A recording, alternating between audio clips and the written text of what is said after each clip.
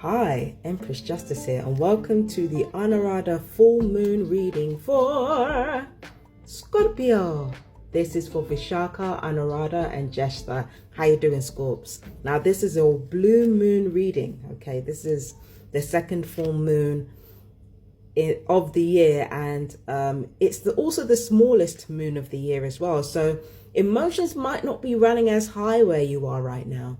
It might feel like you have a little bit of breathing space to really get to know how you feel and really get to know what makes you tick, you know. Usually Scorpios can feel quite besieged by a Scorpio full moon, but not this time. It feels like you have some breathing space. Now, let's get into your tarot cards.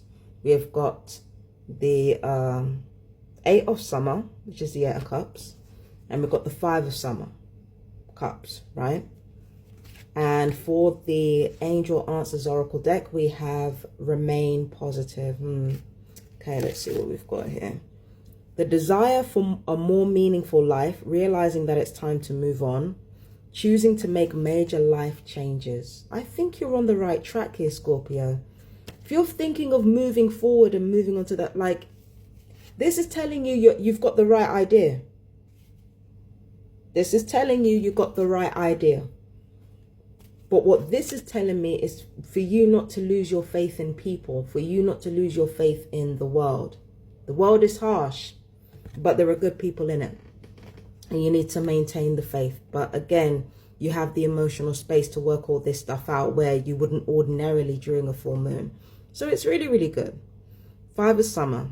Trust that there is a reason for everything that happens. Remove yourself from the negative emotions of others, focusing on that which frightens or worries you. I don't think you're doing that. I think you're just gun shy. I don't think you're ruminating on any negativity. In fact, a lot of you seem to be purging that. With that sextile to Pluto, that's a sextile to your third house. It feels like you're kind of excavating a lot of uncomfortable things from your mind, but you're doing it in a way where it's not traumatic for you. You're doing it in a way that's inherently healing. So I don't feel like you're ruminating on anything. I feel like you're actually facing the truth as it is. Usually you do ruminate. Usually you do go into the depths. Usually you do plunge into the deep ravine of your emotional space and stay there. Not now, not this time. Now you're like, okay, I understand what's going on here. Now it's time to move forward, right? So, first off, the Anuradha full moon is going to be in your first house. So that's the house of you. That's the house of your interests. You know, what you feel, who you are, how you manifest through the world. It's about your appearance. It's about your body, how your body moves, how people respond to your body. I feel like you will have quite a bit of attention, but because it's a smaller full moon, I don't feel like it's going to be over the top.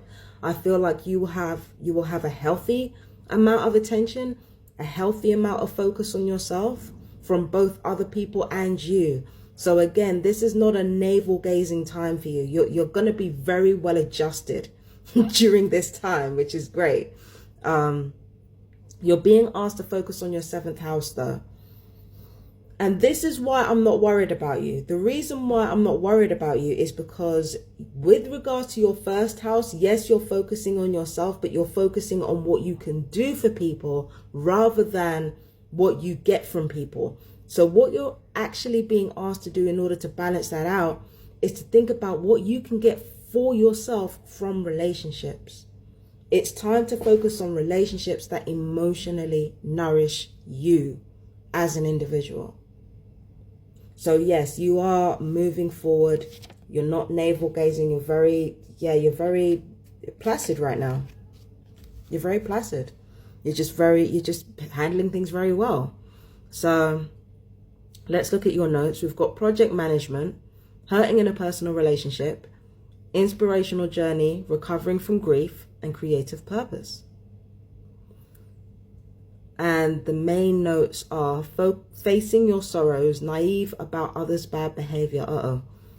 Pleasing others and emotional dissatisfaction. You see, that's what you need to be slightly careful about that. Again, I don't see you taking it too far. I don't see you taking the people pleasing too far. I don't see you taking the need to be devoted to other people too far. I really don't see that. I really don't see that. If anything, you might be more focused on your career or on your life purpose or on adapting to your situation, whatever situation you're in. You might be focused on that. So I don't see, I don't see anything over the top. I just see that maybe you need to think a little bit more about yourself and what you're getting from other people at the moment. Like, you might need to think more about that, because it seems like there might be people in your circle who are taking from you and not necessarily giving you anything. And I mean emotionally as well as like financially and stuff. There are people who are taking and not necessarily giving anything, and it's just a bit like, why should I do that? And you're right, you know, why should you? You should focus on yourself. You should focus on what your needs are and how you feel, what you know. Now, I mean, you should focus on these things. Why should you constantly have to be the martyr just because you're a Mars sign? Like, get the hell out of here. This immediately wanted an audience. This card right here. I feel like you are not controlling, but you're showing love to the wounded part of yourself. And I feel like that's why everything is kind of so well balanced right now. So when you decide to ask yourself, what are you getting out of it? What are you getting out of the relationships in your life emotionally? You're not saying that from a place of resentment or unforgiveness. You're saying it from a place of self-respect. Do you understand what I'm saying? You're not going around moaning and whining about what other people ain't doing for you, because quite frankly, Scorpio, you're done doing that. You're done. There's nothing more to say. You're done asking people, oh, yeah. You're done asking people that you ordinarily have to work really hard to love. Like, you're done with that. And you're focusing on the people who truly love you and truly see it for you, who truly mean you well. That's who you're focusing on right now, Scorps. So your mind is in a very, very healthy place. It's in a very healthy place. This is someone else. This is somebody who means well, but like really needs to shut the hell up. They don't bother you as much as they normally do. Normally they really, really bother you, but not this time. Again, lack of resentment. I'm sorry, there's candle wax all over my cards. I need to clean them. I'm sorry. But yes, you are just, yeah. The words of certain people that will ordinarily bother you, they don't bother you. And you're just like, you know what? I got stuff to do. And this gets interesting, because this is in line with this. You notice how they both have the infinity symbol. Karma has made the rounds. Karma has come and gone, and it's made the rounds. And I don't think you're necessarily feeling vindicated. In fact, I think for some of you, you might feel the opposite. You might feel like everything that you thought you knew, you didn't. But instead of taking this as a sign that, you know, your judgment isn't worth listening to, you're like, okay, I made a mistake.